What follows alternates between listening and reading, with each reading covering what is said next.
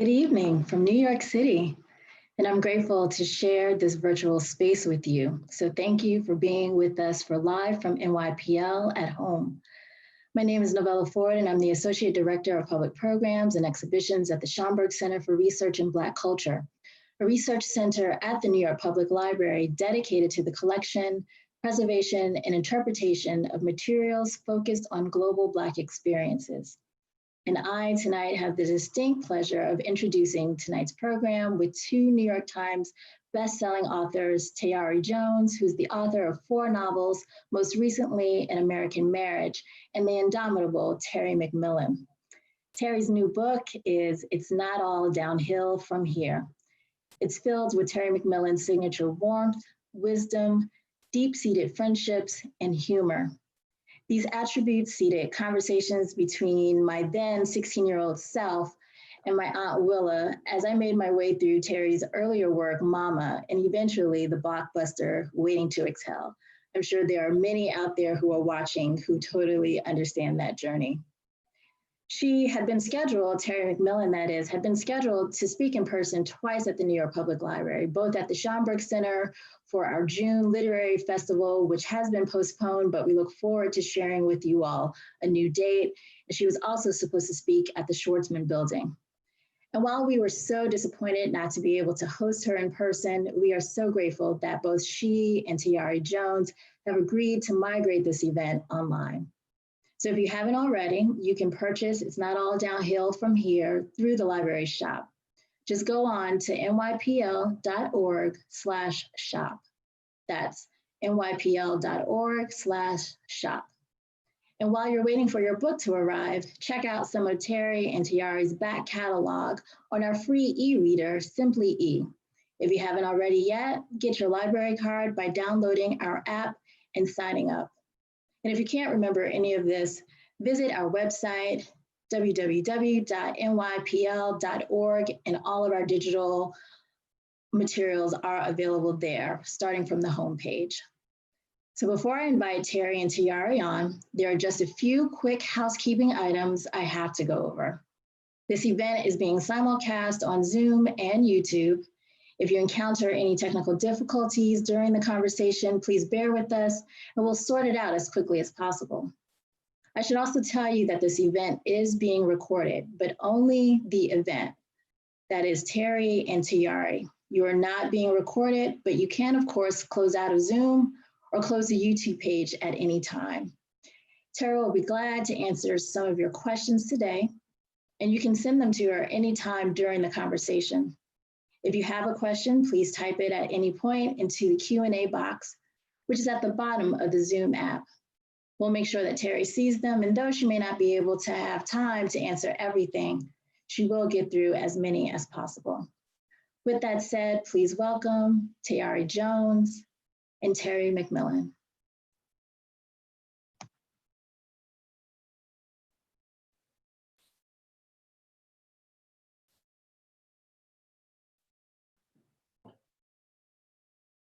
Well, I'm so delighted to be here to talk to you, Terry, because you don't know this, but for at least the last 20 years, you have been my best friend in my head. Oh, stop. I'm serious. So I'm so delighted that we have this chance to talk. And I'm excited to talk about your new book, It's Not All Downhill From Here. This is your 10th novel. Is it? I think so. I was trying to count them. Mama, Don't count them. Don't count them. Wait, I have to say, Waiting to Exhale. Come on. No. Yeah, okay, that's fine. But they're not like kids. You know, I'm really glad you said that because sometimes people often say to me, are your books your children? And I'm thinking, no, they're my books. They're my art. Yeah. This book is such a triumph. I got to read it when it was in, early edition, and I tore through it in a day and a half. And then I gave it to the lady who works at the post office, and she tore through it in a day and a half because, as I said on Twitter, and I meant it, I said, you know what? A new Terry McMillan novel is essential, especially now. I mean, this book just gave me something to fall into. I want to talk about it in more detail, but I wonder if you would start off by just reading to us a little bit. Oh, please? I can see you clearly now. Yeah, because Thank you, Tayari. You know I've been a fan of yours, honey. Let me tell you, I wish I could do what you do. Oh, I'm starting at the beginning here, huh? This is quick. Okay, hi everybody.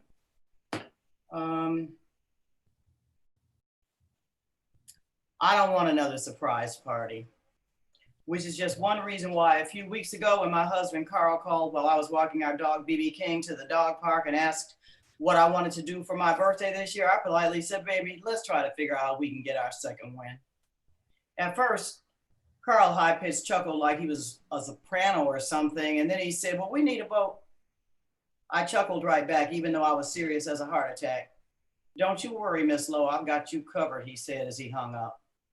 I knew he didn't really get my drift. What I meant was, since we both have more days behind us than we have ahead of us, how about we try to figure out what we can do to pump up the volume?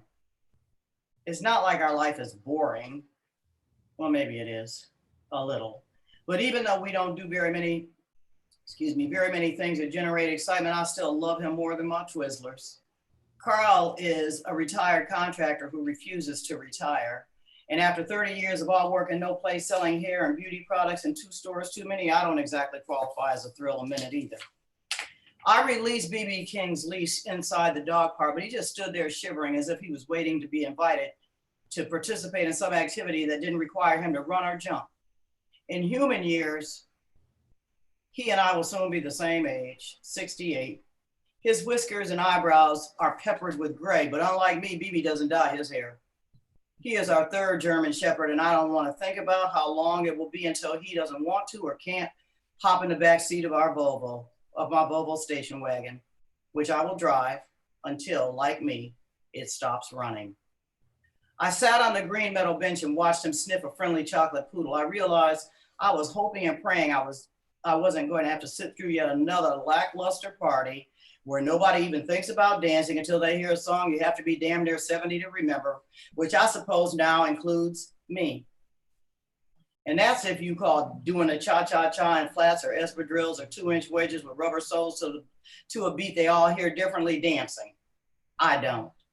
I watch music videos on YouTube and I find myself rocking my future size 12 hips, swinging and swaying my shoulders and popping my fingers to the likes of Single Ladies or Uptown Funk by that little cute Bruno Mars until I have to wipe my forehead. I have not forgotten how to dance. In fact, sometimes Carl will sit in his leather recliner, lean way back and just watch me swirl around in my 3-inch heels, which I wear to work every day because I like to appear glamorous. And in those moments, I feel pretty and sexy and 40. Carl just nods his head like he's agreeing and pops his fingers until the smile on his luscious lips begins to disappear. Then he might hold up his index finger, suggesting that I give him a minute but don't stop dancing, and slowly push himself up to a standing position, limp down the hallway to take one of his little blue pills. Oh hell, here I go again, meandering. I'm just gonna have to stop apologizing for it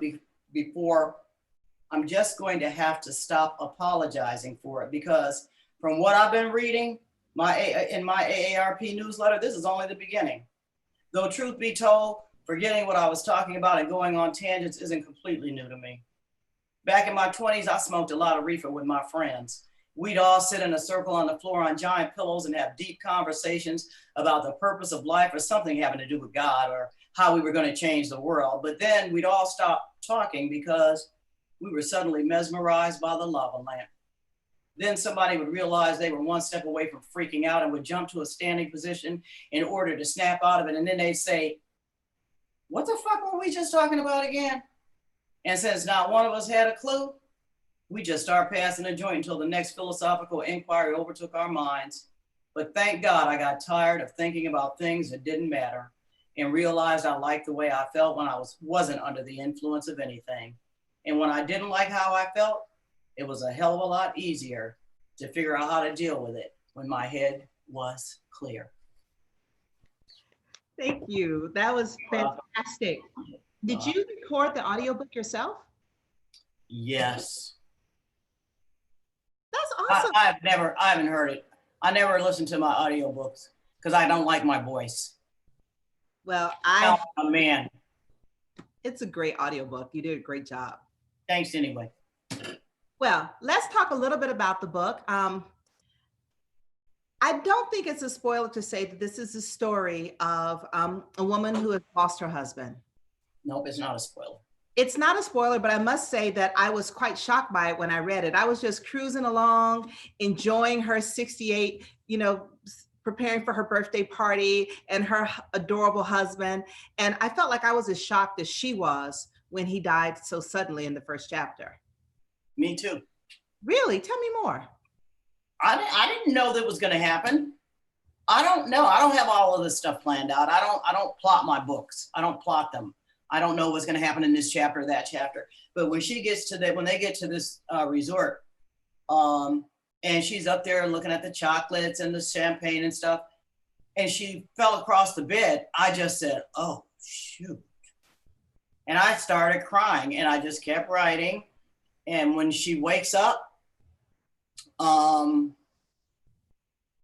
she goes to that stairwell, and I was a mess. I was a mess, and I was thinking, what is she gonna do now? What is she gonna do without him?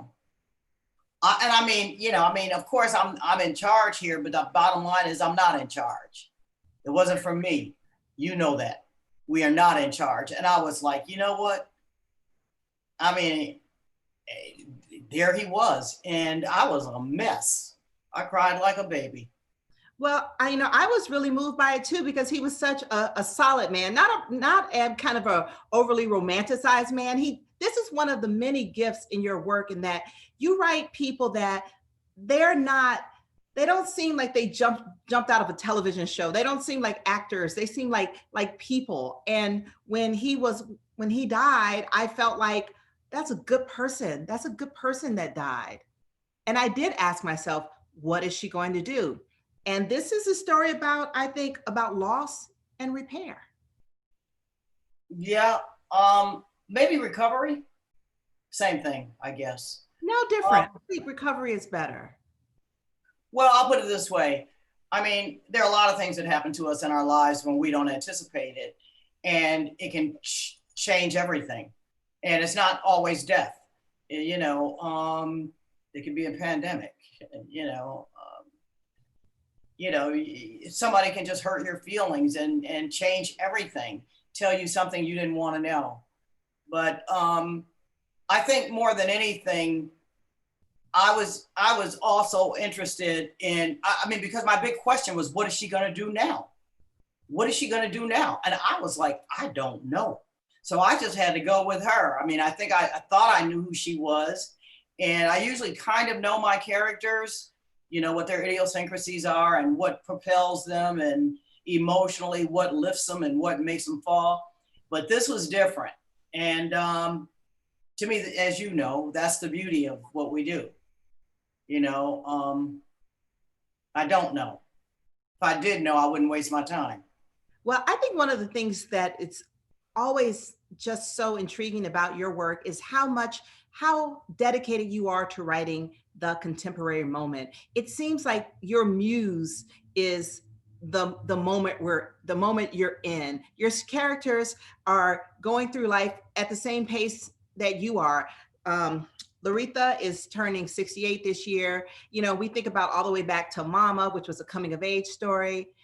What is it about the now? I know a lot of writers have found, as people say, their ministry is writing the stories that our grandmothers couldn't or wouldn't tell. And I think that's really important. But I've always thought, like, if I'm writing my grandmother's story, then my granddaughter will write my story. Like, at what point are we going to write it forward? And I feel like you are providing an example of writing the right now. What does that mean to you? I don't know. I don't really think of it that way. I write about what's bothering me right at the moment. And sometimes it is timely, you know what I mean? I guess. I just turned 68, but also, I've lost a lot of friends and family members who are younger than I am. And, my thing was, how do you start over? How do you start over when you didn't know you had to? And especially later in life. And also, how do you realize that life isn't over at 50 or 60 or 70? It's not over. And my thing is even now, I want to live up to the last minute, and break the rules and all of that. And I think to some extent, I didn't create, what's her name? Loretha.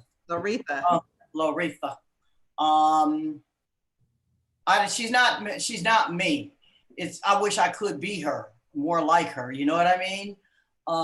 But a lot of times tragic things happen to us, and I'm not one for tragedies up front. I don't like to play games with my characters or my readers, but I'm not thinking about my readers when I'm writing. I know you don't.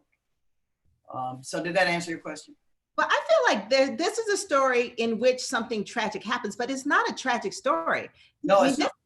It's a story of great hope, and it's also a story of humor. I mean, come on, there's a dog in here named BB King. Yes. And, yeah. her mama keeps calling him Otis Redding. Yeah. Well, the thing is that there's always humor in my books. Because, I can be depressed all by myself. I don't write to depress. I do not. But it doesn't mean that we don't experience some levels, some different types of tragedies. And also there's sadness in our lives. And I'm interested in writing about recovery on all levels. Because when you fall down, you have to get back up. I'm going to make sure my mother used to say that, don't be crying all the time. Stop that crying. And the humor is so sincere. You know how some people say people laugh to keep from crying, but I feel like in your books, people laugh because it's funny. They don't laugh because they're sad. They laugh because there is like actual joy. But you make these people work for things work out, but they have to work for it. Can you tell us a little bit about Loretha and her twin sister? Oh, honey. And they're fraternal twins? How does that work? I made that. There's no twins in my family. I don't write my stories. I want to jump outside of my skin because I pretty much know what's going on in my life, and I write because I want to empathize with people that I may not. And Loretha's sister, I couldn't stand that hussy. Cool. I did not like her. And I tried to be democratic, but it was hard. But she's, they're twins, but they're not really twins. They were born on a different day and a different year. But, I believe too that sometimes you have family members that you don't necessarily get along. In some cases, I know people's in families that they don't even like each other. And I kind of like that idea. But they love each other. But sometimes it's hard to love people, even when they're in your family. I'm surprised that you say you don't like her. I can see why one wouldn't like her. But one thing is you do not write with a judgmental pen. That is one thing throughout all the books. I feel like you write people the way people are. And it's almost like the book provides them a safe space to be themselves. So then as a reader, we get to see, okay. She was a bitch. Well, some people are, but she was, but I don't know. I felt like you encouraged me to try to get her, to try to understand. So did I. I didn't write her like, I tried. And I ended up loving her. I ended up loving her. And she surprised me. I said, she has a heart that really beats. I saw it in there from the very beginning. Now, a Terry McMillan novel wouldn't be a Terry McMillan novel if it were not the story of friends. Can you tell us a little bit about these friends? Well, I'll put it this way. I've had friends like them, but we don't do the things that they do. So I just created this fantasy, like, they all have different personalities. They've known each other since high school. I don't know any of my friends anymore from high school, a few of them, but, and I wanted them to lead completely different lives, but such that they still respected and admired and loved each other. And they were more like sisters. And they were actually closer to each other than some of their own siblings because they didn't have to be pretentious. They could be honest. When they hurt, they could tell each other. When they were sad, blue, if something tragic was happening in their lives, they always knew they could depend on each other. And I've got friends that I've known 25, 30 years. one of my BFFs, I forgot she was there when my son was born in New York. And, you know, I was like, Val, do we really go back? Yes, we go back that far. But I don't know. I've got some friends in my life that we trust each other. And that's what's important. And we respect each other, because all of us, no matter how old you are, you will go through some stuff that is going to be difficult to handle. Sometimes we keep secrets, and there are certain people that you know you can tell your secrets to and they will not judge you. Or even if they do judge you, it's not going to be forever. That's Because, feeling like this, yes, this safe space to be your yeah, authentic self. You know, yeah, you mentioned your son. This book is also about parenting. It's about parenting adult children. yes, I And love that one. and I think that is an underexplored subject. And it's about being the sandwich generation with the mother and the adult children. There is Loretha in the middle. Well, I'll put it this way.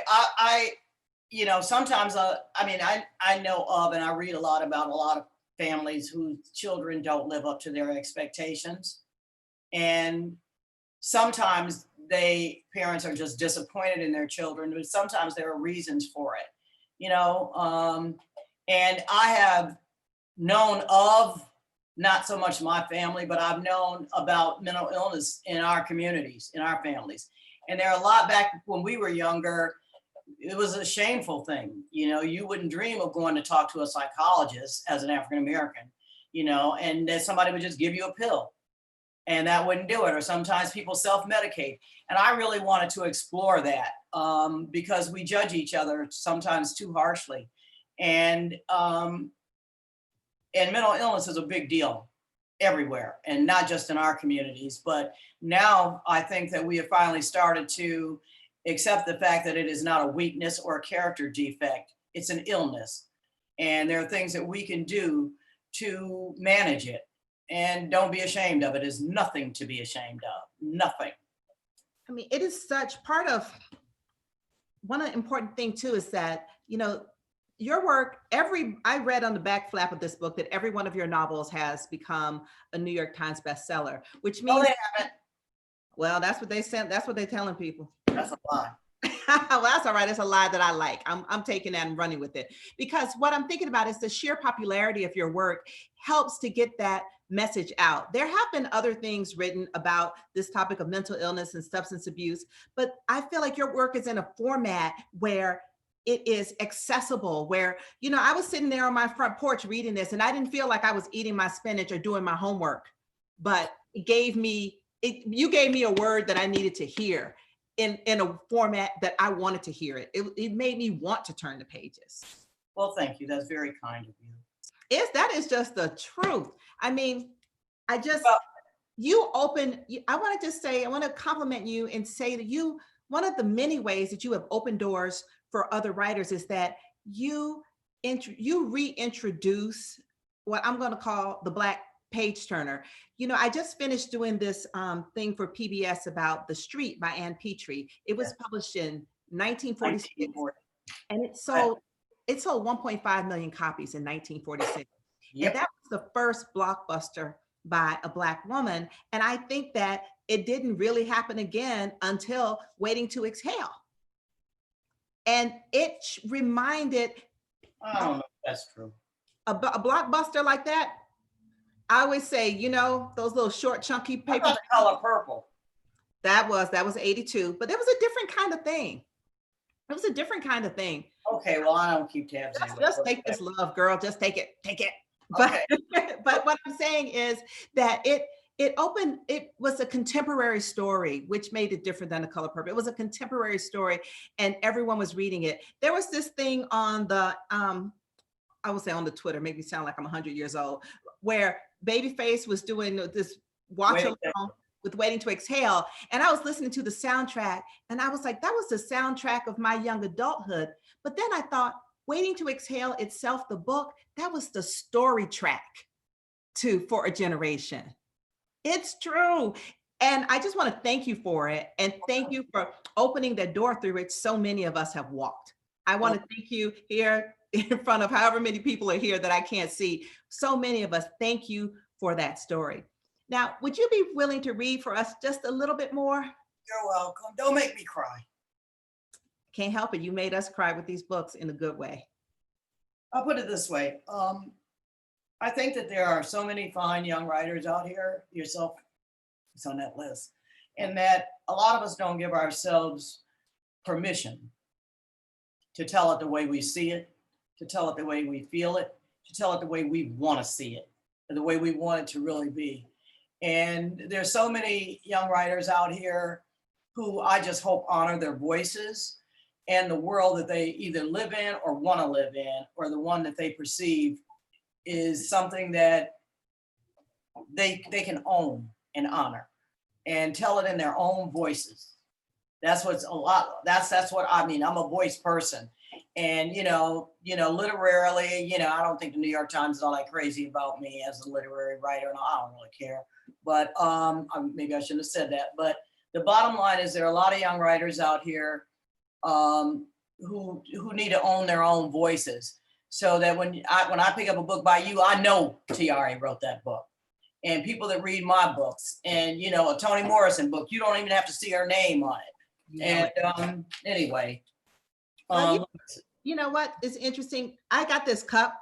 Someone sent it to me in the mail. It's awesome. And I posted it online. You're on here. And there's my mentor, Pearl. And there's Bernice. Yeah. And there's me and you. Bernice and Eric. Yeah. I put this cup. This woman who makes them, she goes by the Trini G. She makes it. She mailed it to me. And she makes socks like this and bags. She's on Etsy, but I put this on Twitter. I was so proud of to show it off, and I was asking people if they could identify the women on this mug, and people were saying, "Oh, I see California Cooper, I see Bernice McFadden," and you said recognize them. I've met them. Oh yeah. And I was like, "Yes, you are a witness. You are a witness." Oh. What do you think has changed over the course of your career, and what has stayed the same? In my career, I don't know about all that. I don't really know. All I know is that I just wish there were more of us. I wish, like the young sister that wrote The Hate You Give. Mm-hmm. I mean, that's powerful. I just want us to be able to tell our stories, especially and not just because of the pandemic, but there are young people out here who are going through what we didn't go through, what I didn't go through. And I want to know their stories. I want to know what their problems are, their issues, what they wish for that they don't have, and how different their lives are than what they thought should be, and what their dreams are. And I want to know. And that's all I did. I basically was sort of like, I don't know. I sort of documented what it was like to be 32 in New York City to some extent, or growing up where my mama was, what it was like to raise 5 kids. I didn't know what that felt like. And so I just wish that, because there's so many of us out here, our lives are different. And what these young people are going through, we didn't necessarily go through it. Love is the same. I don't care how old, what color, ethnicity, none of it.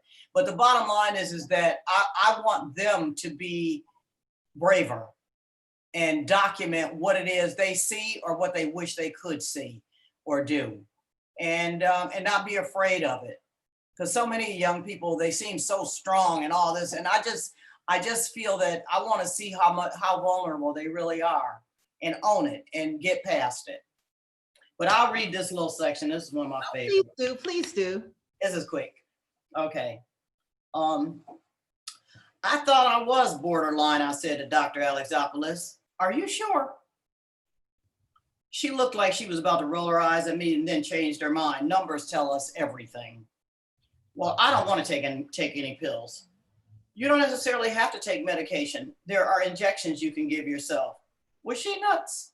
I'm scared as hell of needles. Ma said she had to hold me down with her knee pressed against my chest to make me stay still for my shots when I was a kid, and I kicked a few doctors in the process. You have to do one or the other. Either will help you lose weight. I believe I have lost 8 or 9 pounds. You have not. In fact, you've gained 12. I so do not like this bitch. Well, My husband of 24 years passed away 5 months ago. I made some good changes before that, but I got derailed. So I lied because she didn't look like like she would respect the truth. I hoped if Carl was listening that he would forgive me. I understand, she said, and I'm very sorry for your loss. The receptionist told me it was the reason you had canceled your last 2 appointments, but you need to focus on your health now. Since I was now sitting on the edge of the examination table, I started pulling on the tissue paper cover, tearing off the corners, and I jumped off and stood upright. She moved to the side as if I were going to harm her.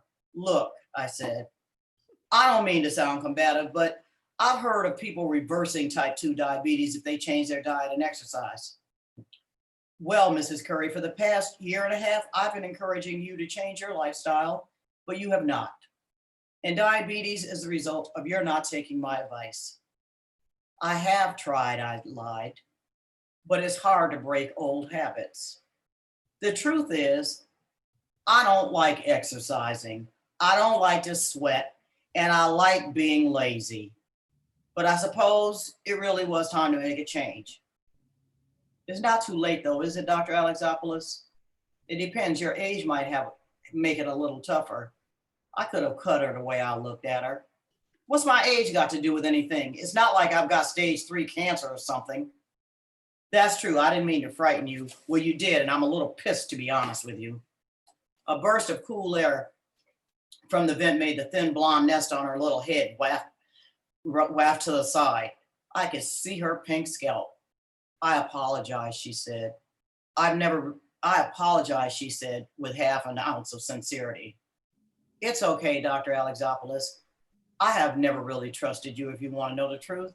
You doctors are all alike. You aren't encouraging. You like to scare the hell out of people. You write prescriptions, don't cure the problem, just postpone it.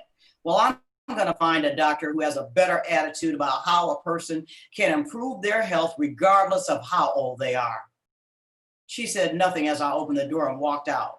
I'll show her ass, and I'll come back when my numbers prove her wrong, but not starting today.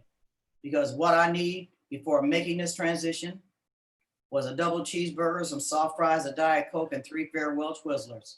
After all, I needed to process the promise I just made to myself. She's so full of shit.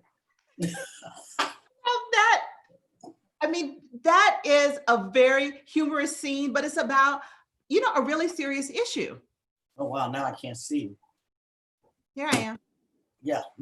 But I feel like it's a humorous scene about a serious issue, right? There's a lot of talk about health throughout here. I mean, her husband. And also fat shaming. You gain a couple of pounds and people think you're, obese. Makes me, and I almost was guilty of it at first, and it was brought to my attention.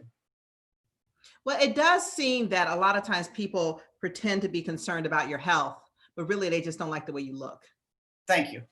And they get to say, oh, it's your health, but they don't care if you do other things that are unhealthy.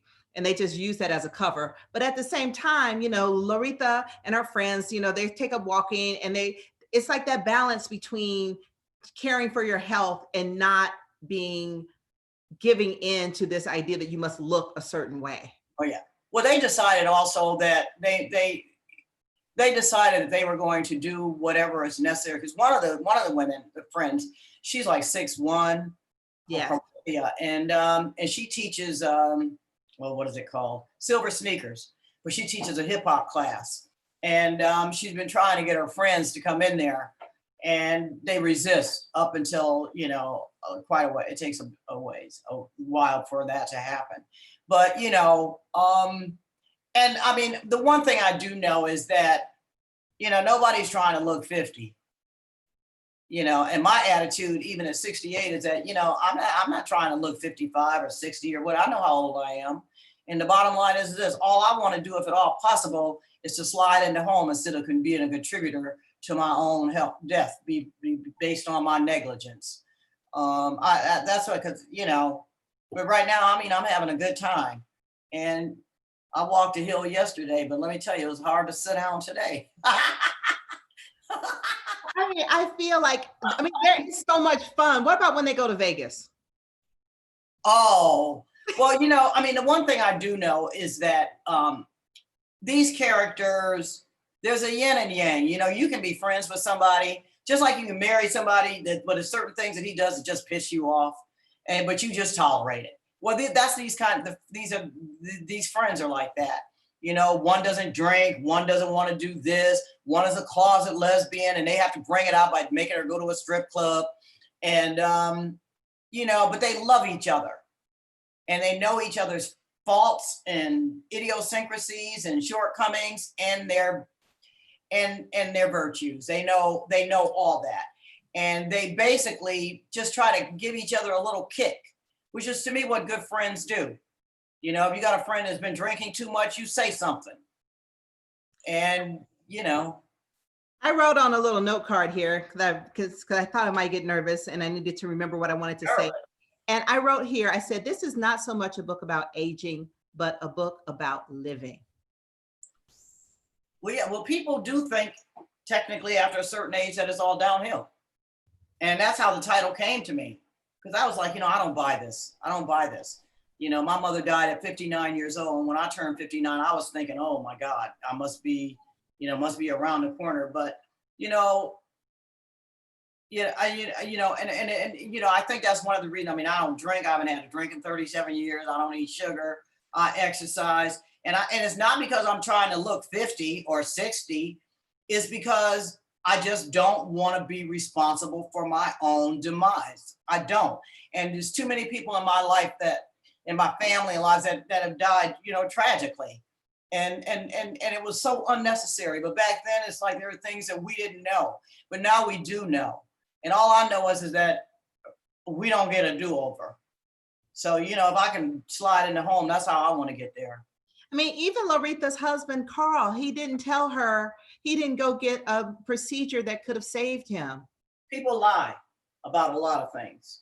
People lie, and they lie to make things go smoother, but it doesn't ultimately go smoother, you know, because you're going to have to face it. That's just the bottom line. But at the same time, I will say this, and, you know, I also believe in humor. You know, and that's one reason why I don't write books. I mean, because I can be depressed all by myself. You know, I don't write to depress anybody. And, you know, but also I'm not trying to, I mean, I'm not Oprah. I love Oprah, you know, but I know you love Oprah. I know you love Oprah. But the thing is that we all go through something. And to me, a good novel, you know this, is how we get through things. And that's what a good novel is. It doesn't mean it has to be a fairy tale, but I get that out of every book. Out of every book. When I close, I'm usually in tears. I'm a mess. And I was thinking, because I'm so happy for these characters that they got through this, that they didn't try to, even though they're trying to bullshit and skirt around it. I'm sorry for swearing. It's nobody us. But they, you know, they try, you can't hide, you can't run. The longer you try to hide, the longer it's going to take you, and it's going to chase you. I don't care what it is. And, you know, that's one reason why I think that, you know, it's important that we be good people, that we treat ourselves with respect. And everything that's going on now, and then what we heard about today about the brother in Wisconsin or Minnesota, wherever it was, there are just things that make our lives valuable. And, you know, all that's going on now, that, and the beauty of it to me is that how many of us are trying harder to take care of each other. And it's like, it's beautiful to me how far a lot of us are willing to go for each other during this. Some not so much, but I don't know. Well, one of the things I was wondering about this moment we're in, what are you doing to keep it together? Because I feel like I'm keeping it together, but I don't know how much longer I can keep it together. So what are you doing to keep it together during this crazy moment in history we're in? Well, I've been reading, I've been walking. I talk to my friends on the phone. We run our mouths. And I've been watching a lot of CSI Miami and Law and Order. Really? You like to unwind with a little murder? Yeah, because I like to solve murders. And it is something really satisfying about those kinds of shows, because at the you figure them out, order is restored at the end. A lot of times I don't figure them out, to be honest with you, but what I love is how smart some of them are. And plus, like on CSI, not CSI, what was it? Law and Order Criminal Intent, I was in love with him. What's his name? Here's a helpful hint for D'Onofrio. Here's a little hint for, this is how you solve anything on Law and Order. This is tried and true. If there is a famous person, they did it. That's just the rule. If a famous person is on Law and Order, they did it. Yeah. But the thing is that what I think what I really always liked about the show, I like how they solve problems. I like how they go under and around and over, and then they say, got you. Oh, yeah. So you like Criminal Intent, because he's always like, wait a minute. Oh, he's always, yeah. I mean, like back when the show was even popular, I liked it. And now I've just been watching it because of the pandemic. Now it's like nostalgia viewing. So what do you read these days? What's on your nightstand? Hood Feminism. Oh, that's a good one. The Travelers. I haven't read that. I read short stories. Tommy Orange, which I haven't finished. I love him. Oh yeah, there. Yeah, he can write. I love his voice. And there's this Do Not Say We Have Nothing by Madeline. Oh, I haven't read that. She lives in Canada. Let me tell you. See, that's the thing. The writers, they're always talking about books that are not yet out. If that looks like an early copy, is it out yet? No, this has been out for a couple of years. It was shortlisted for the Booker Prize. 2016. And I've had it, but the bottom line is so dense. But her writing, oh my goodness. And then I read short stories. And right now I'm reading short stories from the South. I love short stories. I love that. And I read Ring Lardner. Tell everybody to read Ring Lardner. Okay, from your lips to everyone watching this today.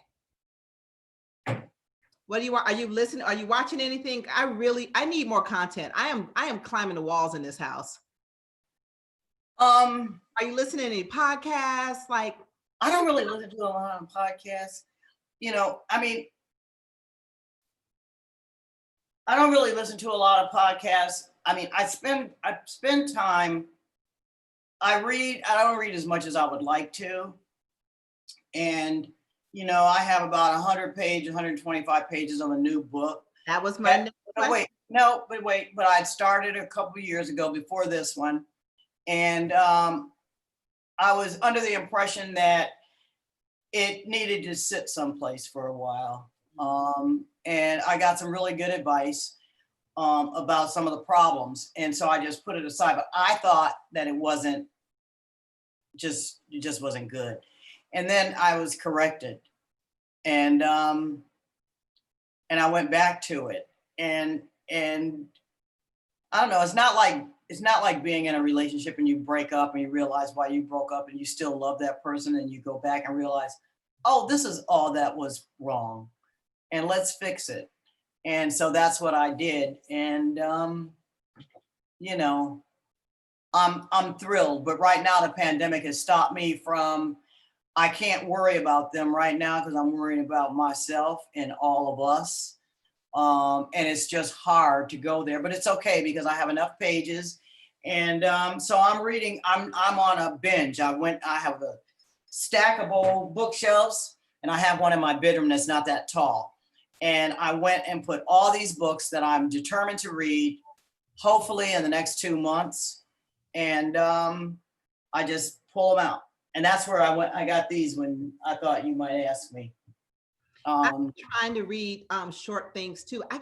During this pandemic, I can't concentrate. I'm having a hard time. I feel like for me, the writing works best for me when my writing is the most interesting thing happening. And during this pandemic, I'm so panicking about the world. And then I see the news and it seems like I'm in my house, you're in your house, other people are out socializing, other people are out being racist. Like, what is happening? I'll put it this way. I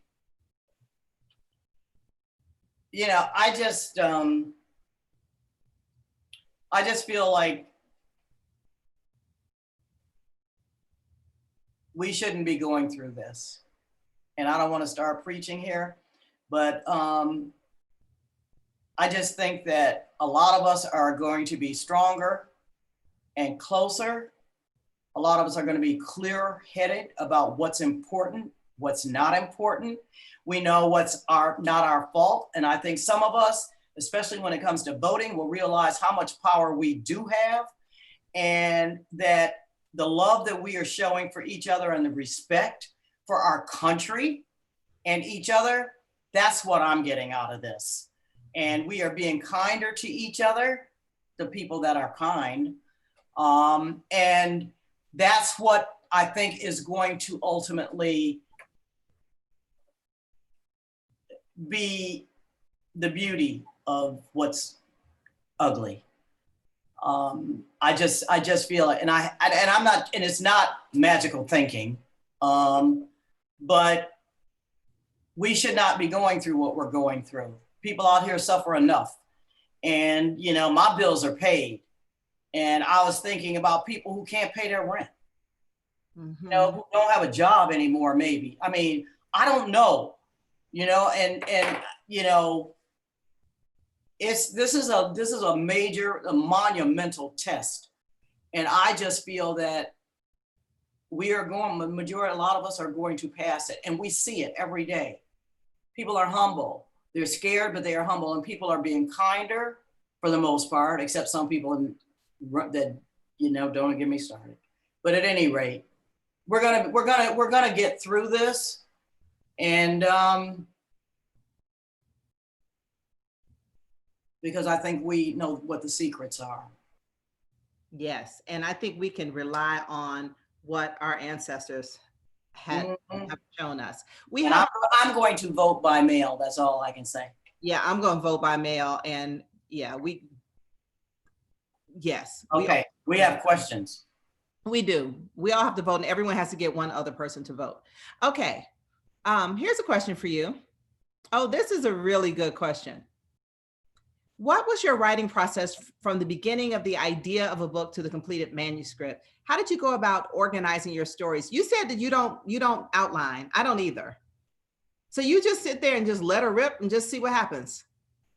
Yeah, you know, when it's a multiple character story, I sort of figure out which characters are in the story, but the protagonist, the main character, I usually know there's a trigger. There's something that makes me jump into this story, into this character's life right now, because I don't have all day to tell it, you know? And I'm worried about what this character is going through. I mean, really worried. And the bottom line is that I think that I always believe that I don't try to write about characters who are perfect or who are victims. Victims to me are boring. I write about, they are boring. You know, because it means they have no power. I write about characters who fall down, and this story to some extent is going to be how they're going to get back up, how they're going to get through whatever it is that has happened to them. Because I'm not writing a fairy tale, you know what I mean? I'm writing a story that hopefully represents a real stuff that real characters go through. How do you know when you're finished? Because they have evolved. Sometimes they don't exactly get what they wanted, but they're further ahead than they were, and they've learned something, and they're stronger. They're stronger. And if it happened again, they would do it differently, but never, that usually doesn't happen. If something else happens, and we are always tested and always tested. And, you know, we get stronger, hopefully, as we get older, if we learn anything about what we've been through, so that you don't keep making the same mistakes over and over again, and lean on people. That is the hardest thing to learn. Some people, just like in the book, are really good at providing help, and they're not good at asking for help. Here's a sweet question for you. What was a lovely moment in your day? Today? Or yesterday. I'll take any loveliness I can get. I went for a nice walk. And I mean, a really nice walk. And I don't live far from the Rose Bowl. And I used to walk with another woman, but before the pandemic, and we had to stop. And I knew that I was kind of taking the easy route. And something said, Terry, you know, she showed you how to walk down this hill, what you can do, how to get back up the hill. And so I walked. And when I walked up to this, got to this hill, I walked down it. And then when I turned around to start walking back up, it was killing me. And I remembered what she said, Terry, turn around and walk backwards. Oh. And I did, up the hill. And then when that got a little hard, I turned around and walked the other way. And there were older people on the other side of the street. They weren't walking backwards. They were just walking. But I could tell they lived in the neighborhood. But then I did it twice or whatever, however many times. And then I looked up and I saw that street sign and I was like, you made it. I made it. Well, here's something lovely that happened to me. I FaceTime with a baby. This is the cutest. Oh, whoa. Baby says good night to anything it perceives to have a blanket. So I had a towel on my shoulders so my hair was wet, and he said good night. And his mama says that he says good night, like when he passes a barbecue grill, you know, the little cover over the grill, he says good night. And I you know what, just a lovely open-hearted baby saying, he says goodnight to the sofa when that little, you know, the little throw on the edge of the sofa, he passes it and says good night. And that was the lovely thing that I kept with me for like 3 days, the good night baby. I love it. I love it. Okay, wait a minute. What do we ask? What was matter? She needs to send us up some more questions, question sender uppers. Has this pandemic inspired your writing in any way? Yes, I don't write. I know, right? But we will. Don't worry. If she don't pass us out some more questions, I'm sorry asking because I have some questions. Oh, look, here comes some more. Okay, let me put my glasses on. Nobody told me about this glasses thing. Oh, honey. It's like about 3 years ago. I couldn't see a damn thing. I don't know what happened. Okay, here we go. Which one? I think about this one that says, oh, okay. As a young writer, Ms. McMillan, that would be you. How did you learn to step out of the way to allow your characters to speak no matter what their stories were? Specifically, when you mentioned their stories were not your stories.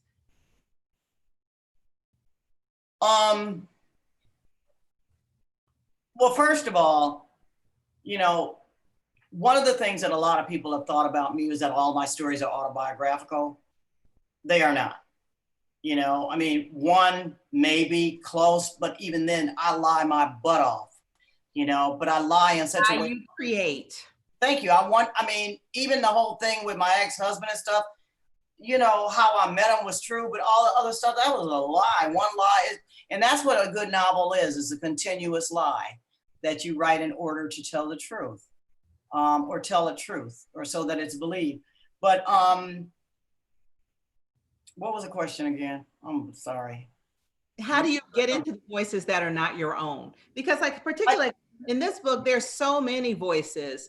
How did you inhabit people of so many different experiences? And I'm also going to just jump in and say, one thing I really love about this is how the people are of so many different I'm gonna hold the book up so people can remember, but how many socioeconomic groups are in the book. Because that is a thing I think about Black life, is that there are so many people on so many levels within the same family. But how did you step into all those different shoes? I don't know. I know you just did it. It's your gift. I don't really know. I'll put it this way. I know one thing that, you know, you can't, I don't write fairy tales, you know, so I deliberately sort of pick characters who rub each other the wrong way or don't really understand each other, maybe not totally, I don't want to say respect, but some people are a lot more sympathetic and empathetic. Some people have a sense of humor, some people don't. Some people are patient, some people are impatient, some people are judgmental, some people are pushovers. And so, you know, I try to pick characters that they have a good effect on each other, and in some cases a negative effect. But that effect, whatever it is, that has something to do with what fuels the story. Because to me, every story is an unfulfilled wish. And you want something and you can't get it. And if it's love, if it's peace, if it's a job, if it's to lose a few pounds, if it's just to feel good, whatever. But the bottom line is that there's something you want. Otherwise, you know, otherwise it'd be literary masturbation. I mean, they want something. Something is wrong with their lives right now. And that's where I'd come in, you know, and I don't, you know, they got to earn how this book ends. They have to earn it, you know? Yeah. And I go right along with them. But, you know, and I never know how a book is going to end, ever, ever, ever, ever. I didn't know her husband was going to pass away. And that was the first chapter. I was like, oh, I was a mess. I couldn't even finish. When she saw that cheese and all this stuff on the table, I was already crying. The yellow gift box. Don't forget the yellow gift box. Oh, I was like, Lord have mercy. Here's another question, Terry. The person says, I really appreciate that your catalog includes Black women across ages and time. Will you ever go back and write younger characters as center points, or do you no longer have an interest in telling those stories? I don't have an interest in telling those stories. Well, I don't know. I don't know. Never say never. I don't know. I don't know. I mean, I have written something from I have some stuff. I've got lots of stuff in here that I have written from a child's point of view, but not a novel. And I'll put it this way. I don't think that my next book is going to be about somebody who's 72. You know, but I like writing from men's points of view too. They don't get enough, and I wish we had more male writers out here, straight and gay, whatever. We just need more male voices, and there are not enough of them. There aren't. All ethnicities, we need more men to write, because their feelings are important, and you know, their feelings are important, really important. And I think that not only will other men understand some men better, but women will understand some of them better if they are honest. And we did have quite a few back in the day, but we don't have very many now. And I wish we did. I think that it's really interesting in publishing, because women publish more books and men win more prizes. So that when it's true, it's women do the bulk of the reading and the writing, but men are more likely to get the accolades. It's a very strange kind of industry. Okay, we've just gotten they're going to send us out the hook out for us. So I'm going to ask you one last question. Let me see, which will be the last. Oh, it's so hard for me to choose which one of these will be the last one. I guess I'm going to ask you the question. This is kind of open-ended, it's kind of big, but I think it's very appropriate. There are a lot of people out there who have books they want to write. Like you said, you want more men to write. And I think I want more people to write. How do you stay inspired is the question. And what advice would you give to other people who have a story that they want to tell? Write without thinking it's going to be published. Don't look over your shoulder, and write without stopping. Don't edit as you go along. Just keep writing. And don't go back, you know, and, you know, you write from here. You write from right here. This is what edits. This is what you use to revise. Okay? And write as if no one's ever going to read it. And then go back and read it. Do you write by hand? Do you use your typewriter? Oh, Lord, no. I use a typewriter. A typewriter? Typewriter. Ooh, no. I type like almost 200 words a minute, honey. I type on this. Whoops. Uh-oh. You make me want to walk over here and get my typewriter, because it's right over here. Wait, what did I do? I can't see you. What? I hit the key. What did I do? Oh, that's all right. I'm over here. You don't have to see me. I look the same. I can see you. I know. I type really fast. My first job was, I mean, after being working at my first job was at a library, but no, I type really fast. I can type as fast as I think, which may not be that fast. That is lightning fast. Okay, they're coming out here with the hook. So I just want to say, before we wrap it up, Sarah McMillan, I want to thank you for this conversation, but I want to thank you on behalf of the culture. Thank you for everything you've done. And we are looking forward to what you will do in the future, because it is not all downhill from here. Thank you, Tayari. You too, honey. It's been a pleasure. We know what you've added. Okay.